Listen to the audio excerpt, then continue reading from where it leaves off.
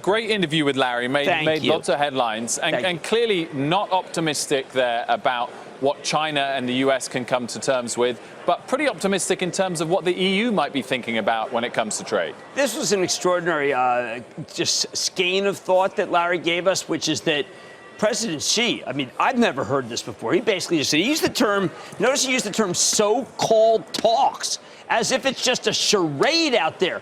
But then he held up the idea that the EU could do something good. And the talks next week could be a surprise to the upside. Larry doesn't say anything idly. He is like reading the tea leaves and giving it to them, and I've got to tell you, I was very down about what he said about China, because I had thought that there had progress. I think that there had been back and forth, and I thought that there might be some give and take. Nothing.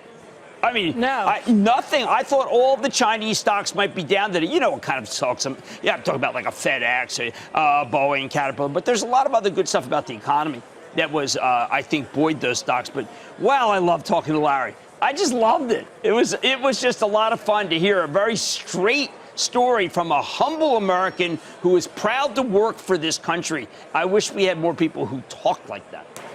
Whose thinking, Jim, really seems to have evolved on this trade issue. I mean, yes, he's working for the president, and he's out there Peter defending. Navarro's double. I mean, I was trying to get, I was going, because I know Peter for a long time, because for instance, Kudlow and Cramer.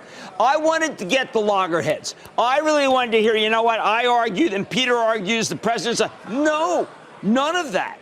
And I really respect Peter and have from the old days when I was a union member. But I do recognize that there had been some, let's say there had been some distance. There was no distance today. It looked like we're getting a United White House saying, this is crazy what the Chinese are doing. And they're really playing with fire, guys.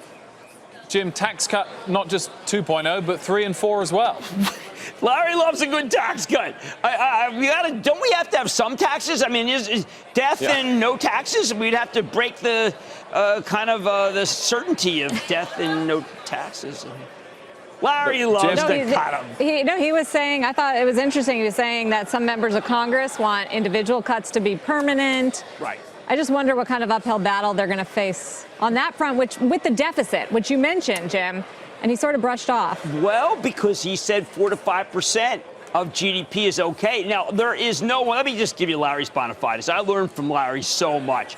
He understands budgets. He understands percentages and what it means. I felt good after he talked about that, because the budget deficit is something I worry about, because I got kids. They maybe have kids, and we want a country.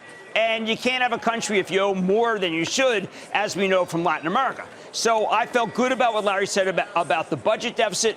I felt good about what he said about the EU, not so good about China.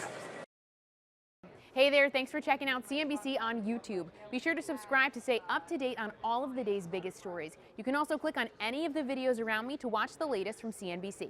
Thanks for watching.